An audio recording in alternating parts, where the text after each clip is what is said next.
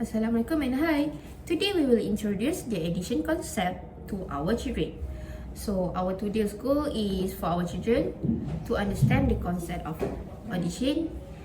Second is for our children able to make simple addition.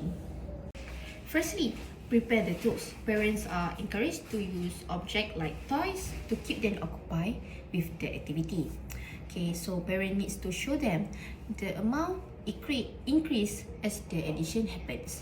Look, from one chair, now I have two. Let's practice. Look, I have a slice of pizza. How about I add one? How many I have? One, two. I have two slices. Now, let's add two more. Now, count. One, two, three. Three slices. Wow, now I have more pizza. I want more. Let's add four slices. One, two.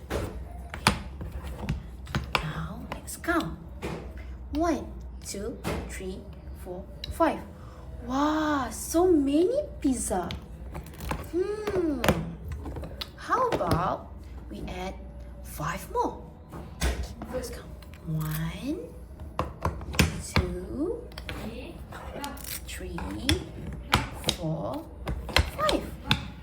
Wow, let's count. One, two, three, four, five, six. Wow, I have a whole plate of pizza. Yum yum.